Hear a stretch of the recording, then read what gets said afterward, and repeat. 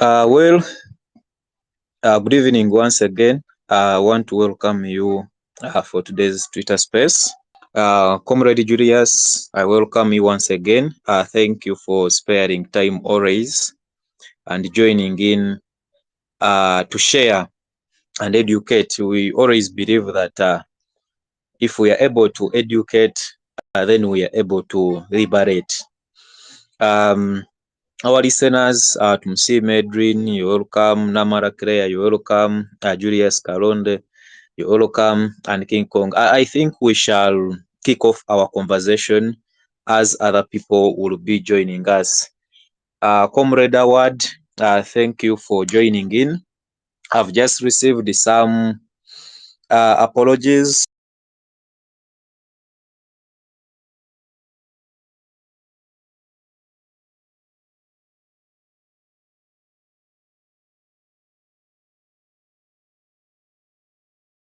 from Comrade Tamari. She has been traveling and she's using public means. So she has informed me that she may not be able to join us in time. And nevertheless, as soon as she reaches, she will try her level best to make sure that she's here with us. So we shall move on with a discussion. And this topic was informed by the previous topic. As we discussed a lot, we had from Comrade Julius Okoth, we had from Comrade Tamari. Comrade Award was being disturbed by the network. I pray today it stabilizes. We realized that a number of ways, a number of economic non-cooperation actions which people are able to take, and we examined how the various people can apply that and how they can use the different actions to seek for redress for their grievances or to fight back against the oppressive conditions which they are living under. Amongst those, we looked at a series of them. Most especially, they were broken down very well by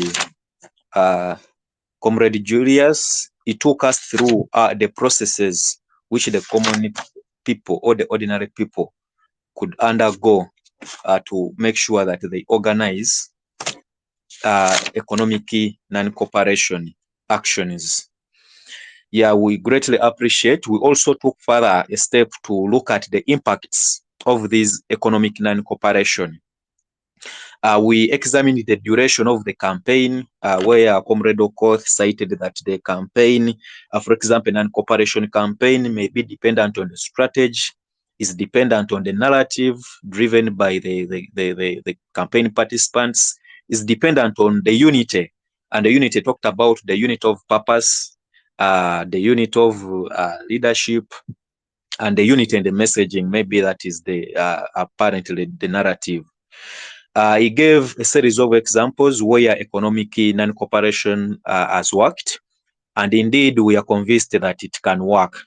And all the people who were in this discussion previously left this platform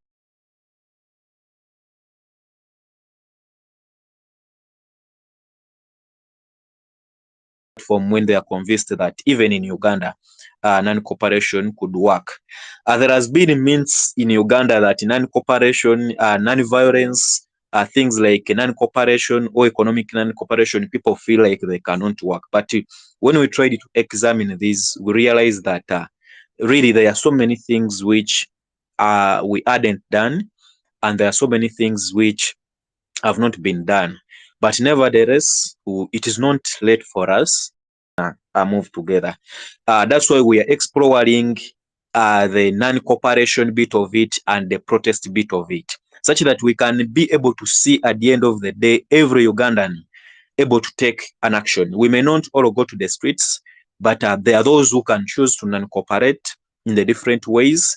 And earlier on, we had broken down non-cooperation in the different forms, including the economic non-cooperation, which we are looking at, but there is also social non-cooperation, there is also political non-cooperation, and generally the strikes which are also falling under this economic non-cooperation. That's why we are going step by step to ensure that the different people who are associating with the oppression in the country in the different ways, be it economically, socially, and politically, can find themselves in a position to take different actions towards breaking down the different pillars of oppression.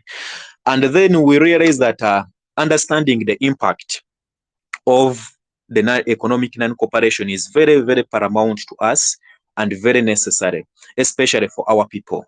That if we look at oppression, the current oppression which we are going through is the regime is able to sustain it because of the compliance or the cooperation of the different individuals and the different institutions. So if we are talking about economic non-cooperation, we are interested in knowing whom should we non-cooperate with, at what time, and what is the likely impact at the end of the day. That the oppressor is able to survive not because of the force he applies onto us, not because of the tear gas they buy, not because of the money they get from the international donors, not because of the so many militaries, but because of the consent. If we consent with their operation, then they are able to drive us. We may look at things, the different institutions, as we are going to examine them, and we shall realize that there are so many things which these individuals are using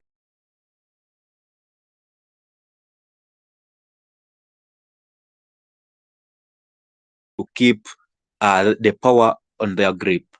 So today, as I said, we have our two speakers, Comrade Julius Okoth and Comrade Awadi. Yeah, so we want to understand the pillars such that if we are down there, we are able to organize these actions knowing our specific target. Because when you look at oppressor, the oppressor is a big thing given the various institutions and the individuals who are sustaining his oppression and who are able to make him continue with oppressing us.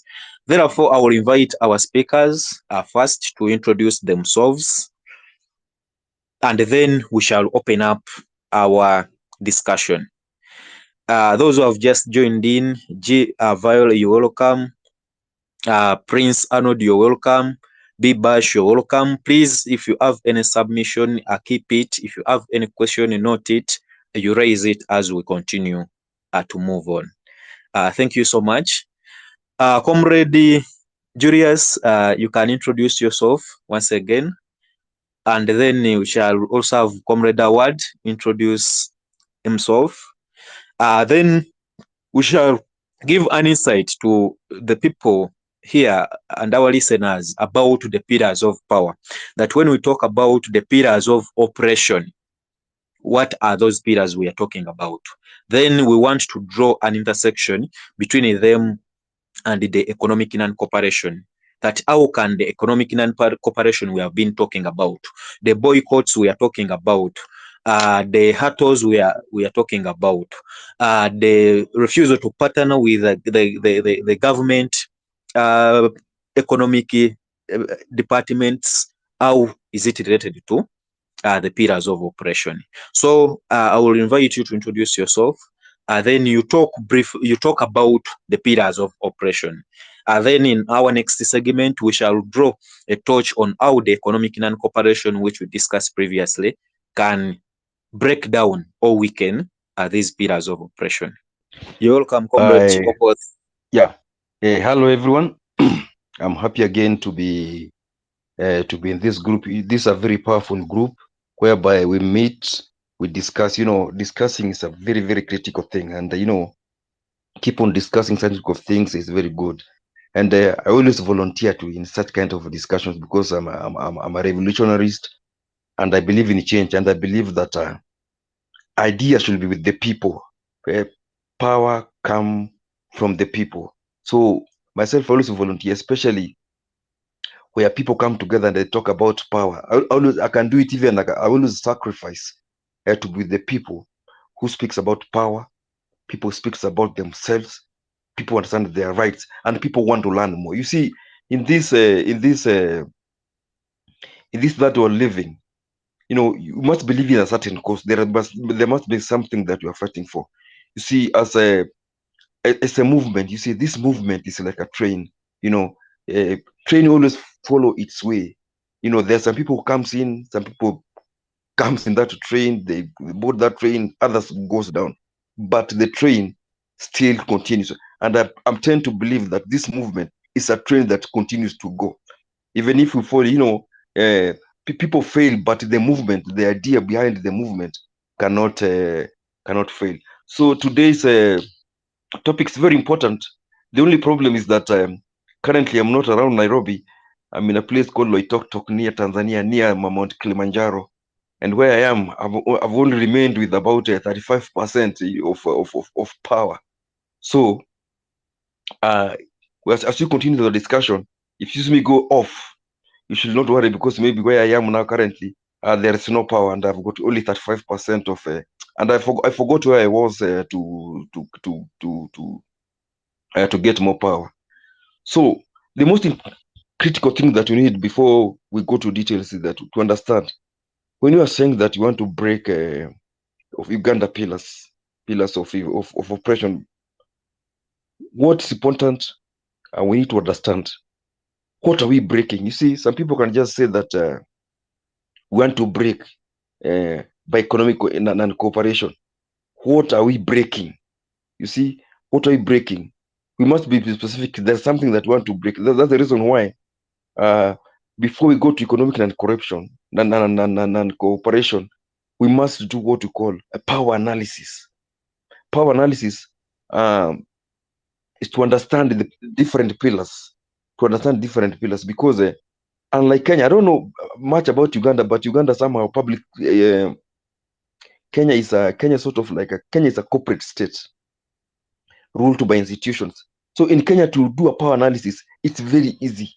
But in Uganda, it's somehow difficult. You cannot understand whether because we have never really done our power analysis to know who are the people that are keeping oppression in power. Sometimes people can blame the government. Government, and like I said last week, that government don't do business. It is government don't do business. It is corporate, because we are living in a capitalistic kind of a system, and a system that will take years for us to break. Like, for example, so many things have been privatized. I don't know whether in Uganda things have been privatized. Starting with the water sector, health sector, education, everything has been privatized. It's owned by corporate, by individuals. So like here in Kenya, it's a little bit easier to do a power analysis to see what holds the government, the pillars that hold this government, because Kenya is a sort of like a corporate that keeps the government. Because even this country, we don't vote. There are some people who decide for us will be vote. Those are the corporate world.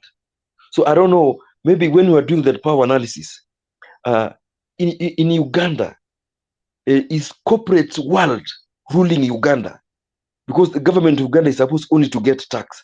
So other things are being done by corporate. So I'll enjoy this topic. It's a very important topic. I wish that I got enough power so that we can discuss it. So, because sometimes Uganda behaves as if it's a socialist state, it's a capitalist state. Kenya is a pure capitalist state. That's the reason why in Kenya, life is so tough if you compare to Uganda. Uganda is somehow so. Kenya has really take pure capitalism style of operating. If you come here, security, security, as if security have been privatized.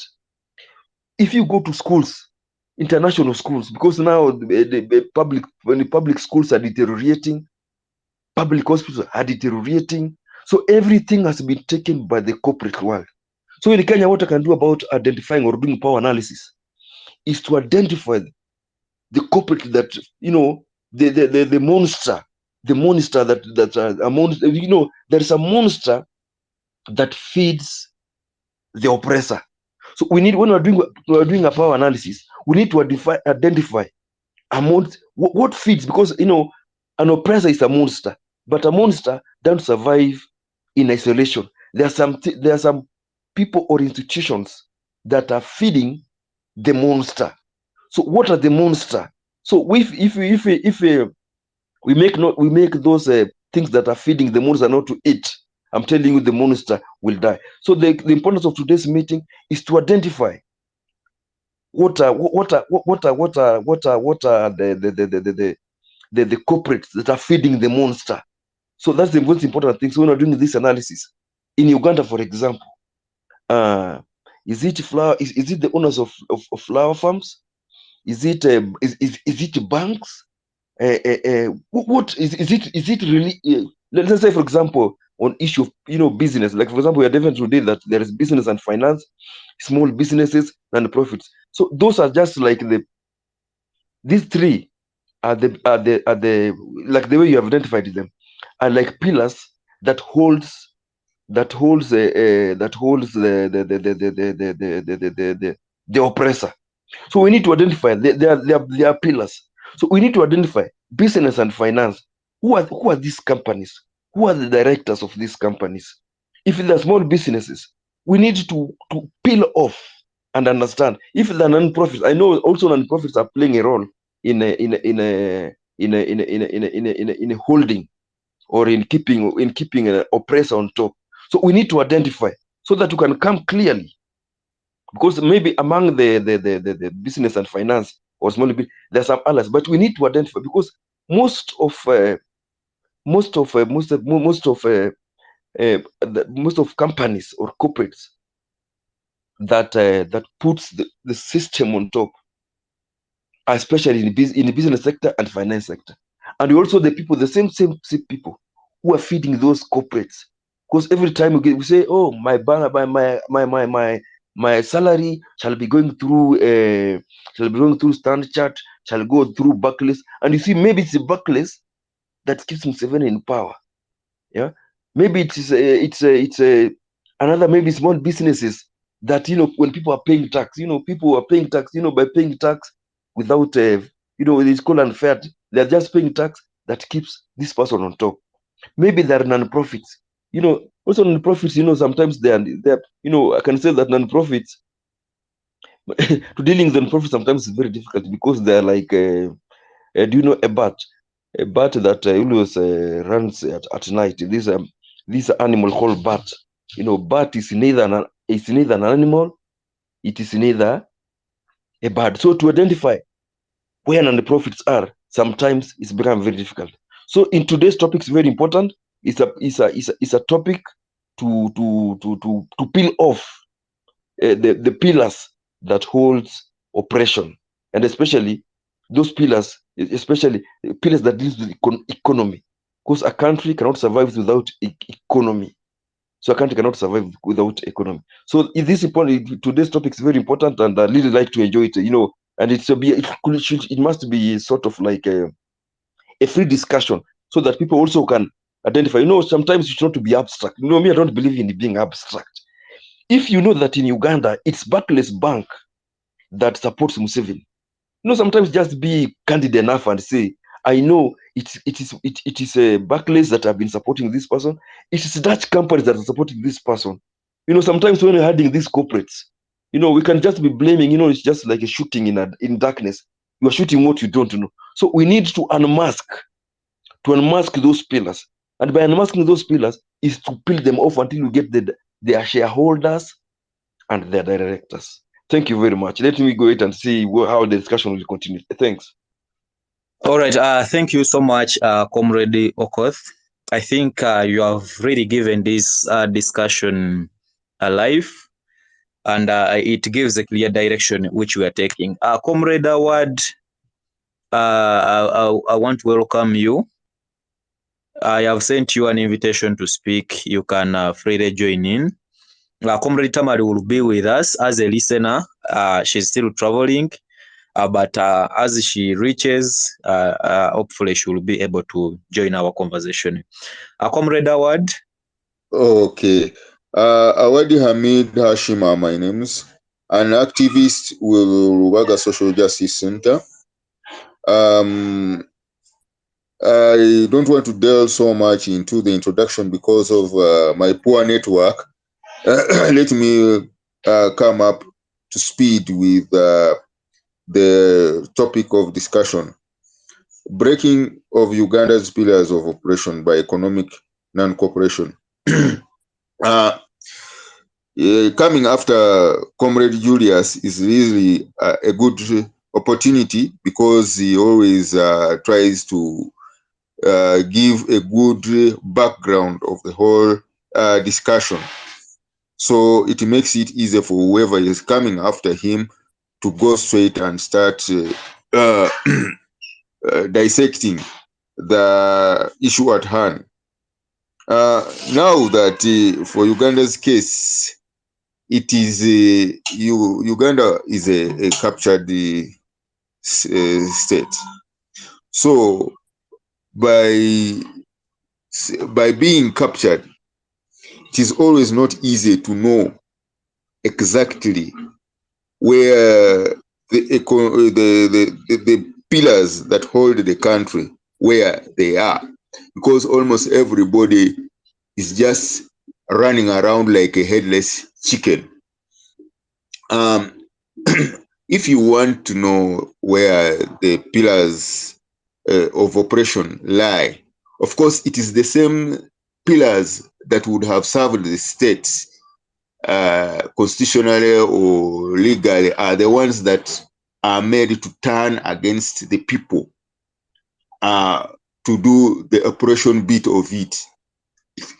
For example, if you look at the executive, which is one of the pillars that is supposed to manage the state in Uganda, the executive, where we have the president and the cabinet ministers, right from their appointment to the duties that they are given, there is no transparency in it. You don't know what this minister does when and whether he's supposed to account to, because by law the ministers have to account to Ugandans through the parliament. But you find in most cases when they go to parliament, they speak as if they are not responsible for what they are supposed to do. You find that the parliament uses a lot of effort to try just to ask one minister, and we have a number of them, just one minister to account for his docket. It takes ages. You see, you find that in 2-3 years, the parliament has done almost nothing, just running around about a handful of ministers just to ask them to account, simply because the ministers themselves don't have the powers.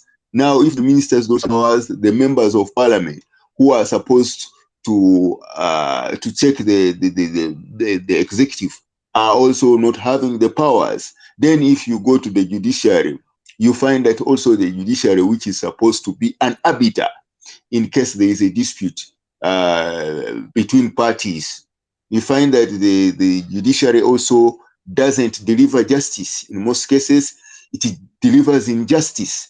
So the whole thing is just a mess.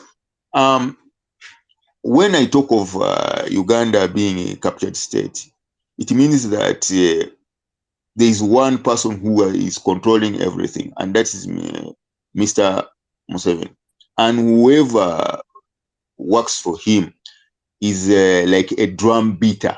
So in our African, in our Ugandan setup, there are types of drums that are played. These are what they call ngalabi, and others. So you find that everybody has a drum he beats to make the music flow. So all these ones you hear somebody is maybe parliament, they're all not spacing they are supposed to be. They are just doing the bidding of one person who has captured the whole state. Now, if you come to economic non-cooperation, now with all those institutions that are supposed to manage the state, they are already captured. Now, we have where the finances are kept. That's the Bank of Uganda. Many times, monies that are come into the bank and go out of the bank are not clearly known. One time, the late Governor Mutebile was crying, his voice hoarse, because the monies which were taken were going to make the economy be go to collapse. And of course, he even he was summoned, and even he was almost going to be fired for speaking out of what was happening in the Bank of Uganda institution, which was the head and is accountable. You see, so you find that those institutions are all still captured. Now, how can we start the non-cooperation, economic non-cooperation, with vis-a-vis those captured institutions of state? It is just one way how I see it can happen. The people themselves should just get informed. There is need to create awareness among the population that you have to just rise up and act, because now those institutions that you think or are by law supposed to be serving you are no longer serving you, but they are all part of the oppression machine being used by the one who has captured the state. So you need to take your country back to yourselves, and the powers that have been taken away from you being used abusively. You need to take all that and again, start all over again, and see the best set of people who can really take this power and use it for your betterment. Otherwise, if you try to see how you can start deceit, there was Uganda Telecom, Uganda Airline, and a variety of them. But at the end of the day, it appeared that those shareholders, both who are either close family or a close friend or a brother-in-law, a sister-in-law. Okay, I think Comrade Awad is facing different challenges, but he has highlighted some points which we can talk about. He has talked about the parliament, the executive, and the judiciary, citing that these are captured by the state, and citing it out openly that in Uganda, for its case, General Museveni is the one who controls everything. But according to the various discussions which we have been having regarding non-violent direct action, we believe, and it is evident enough, that he is not able to do that alone without the support of other individuals and institutions. So much as they are captured, but then they are still institutions, or he captured them to use them, still they can remain as pillars even if they are captured. So that's why we believe that we cannot give any excuse that General Museveni is the one in charge of all institutions, so he can manage to use his gun rule against the Ugandans to force us to follow his instructions and so on and so forth. We believe that the tear gas alone, the military alone, and maybe the family, as you have said, and a few members in the parliament and executive, they cannot really push if they don't cooperate. There is a cooperation between them, and that's why they are able to misrule Uganda, and that's why they have been able to continue pushing us. But today what we want to analyze is the buying power of the ordinary people. For us, we don't have tear gas, we don't have military trucks, we don't have guns, we don't have bullets, but what we have is the buying power. And we are examining that we, the ordinary people, the oppressed people, are the same people who are sponsoring our oppression indirectly. That's why we're looking at the different pillars, and as the Comrade Okoth cited, including the media, including police, including army, including court, including the universities, by the way, all generally the schools, including the labor. We have the labor unions here, the sorts of trade unions, the casitas, we have the medical associations, we have UNATO. We want to believe that all of these are being used as pillars of our oppression. We have the international backers. All of these cooperate and support the oppression to continue. What we want to examine today is that how do we withdraw our buying power from these pillars, such that at the end of the day, the regime can feel the pain when we are using our buying power, because we believe there are people who are not able to go to the streets. There are people who are not able to throw stones. There are people who are not having that such much influence to influence people into direct direction. But every Ugandan has their buying power. So how do we withdraw our buying power from these institutions, the schools, the labor unions, the trade unions, the courts of law, the military, and so on and so forth, to weaken these pillars that some of them continue to cooperate with the regime because they benefit either directly or indirectly. Some of these big companies, some of these big businesses don't pay taxes. Some of them, even they don't charge them any other thing, and some of them get free money, incentives from government. That's why they continue to cooperate. So at the end of the day, we are their market. When they produce their products, we are the one to buy.